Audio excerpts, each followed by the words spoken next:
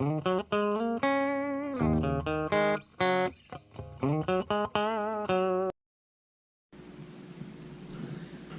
is up, y'all? Welcome back to Grio Bass Fishing.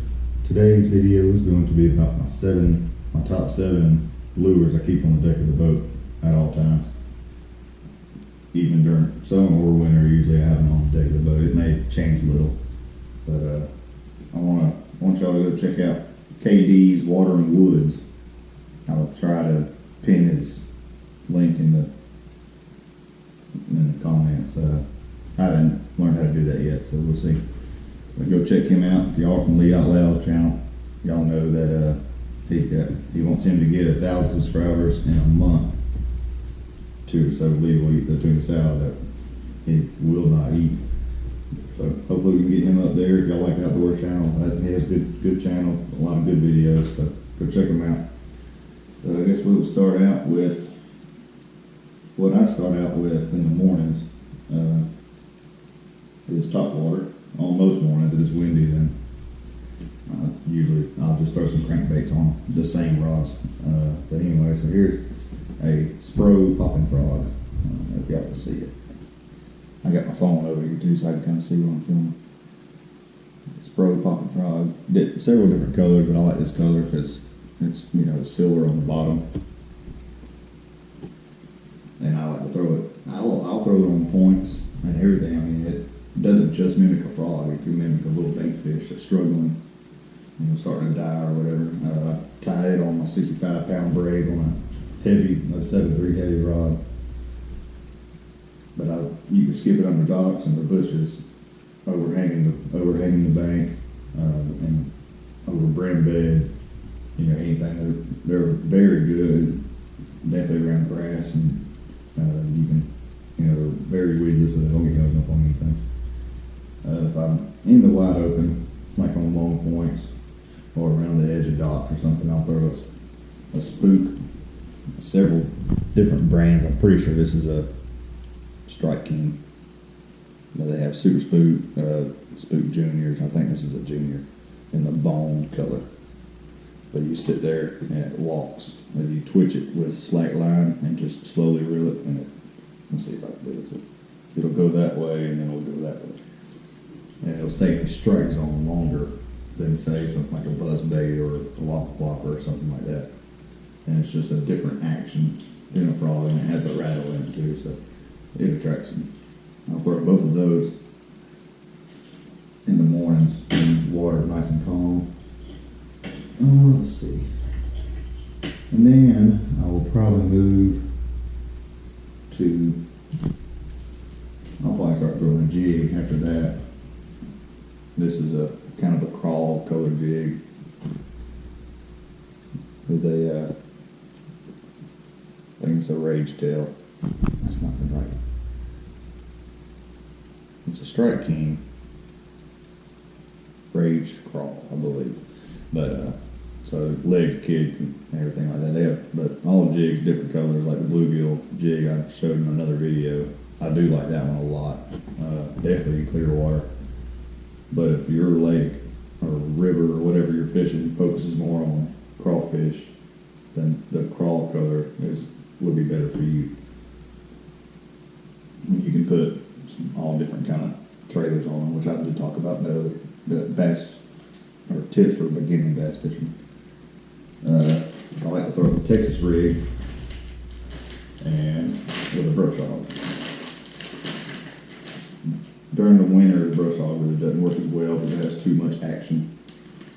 But this brush hog, it's actually a baby brush hog. But the light is not that great. But yeah, I'll Texas rig it and Carolina rig it. And there's several. I use the Zoom brand, but every brand has their own type. Zoom baby brush hog. The other brands have a different name, but they look the same.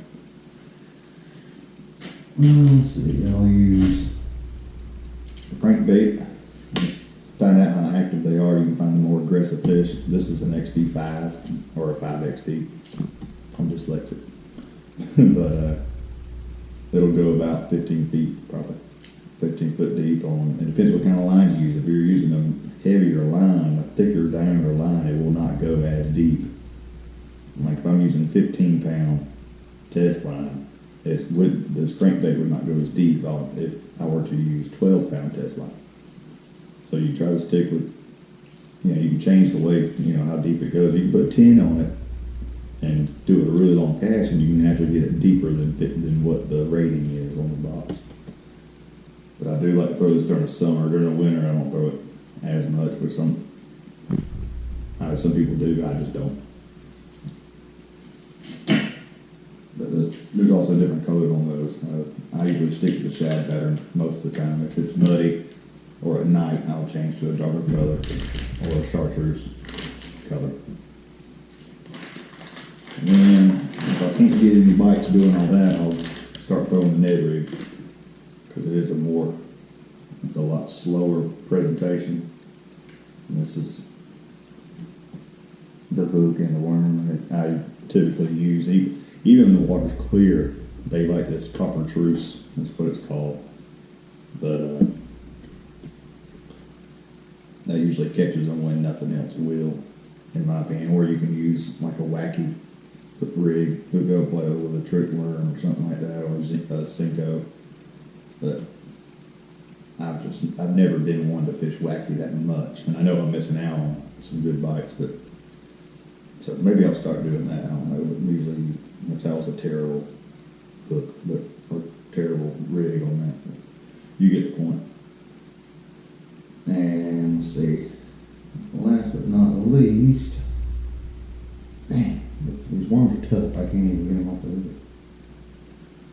I use a shaky head, which is very similar to the Ned Rig. It's heavier with a bigger hook. And with the Ned Rig, that's why this weed guard is on here. You can't really see that. Okay. There's a weed guard right there. On a shaky head, that weed guard is not there, so you hook the worm weedless. You put the head of it on there, run it through the head, then stick it through like you do Texas rig. But my favorite trick worm during the summer is the Zoom apple Magnum trick worm, and it's just a really good color. West Point on West Point Lake, this color's hard to beat. It's hard to find in some of the bait stores once the weather gets hot. But and I've found that on days where like you're skipping a jig, I'll start out, like I'm going to Lake Harbin, there's a lot of docks. I'll start out skipping a jig, and I can't get a bite. You swap to a shaky head, something more straight and streamlined, that they start biting. So usually I don't typically get bites on a shaky head and a jig on the same day. It's usually one or the other, and that's just my opinion. So I'm trying. Same thing with topwater. Sometimes they won't touch the frog, or sometimes they won't touch this frog, and the water can be clear, and they'd rather have a frog with an orange bottom, a black bottom. So you really have to test around, and there's a lot of it is just tying something, cutting something off, tying it on. That's why I usually have 7 or 8 rods on the deck of the boat, because I can just pick up whatever I need.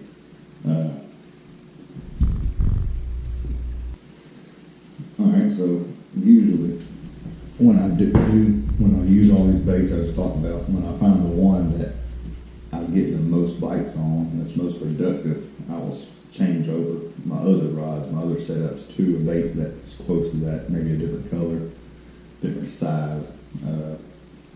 On jigs, usually I'll throw a 3/8 ounce. They go up to 1 ounce around here, I think, and I like a 3/8 or even a 1/4 ounce, because they fall slower and they're actually easier to skip. They don't penetrate the water near as fast as the heavier ones do. But I like the way they fall slow and the little legs kick. Same thing with shaky head. I usually go with a lighter weight, so they go on my spinning reels most of the time. Let's see. And when it gets really tough and I can't get a bite on any of these, I usually use my jig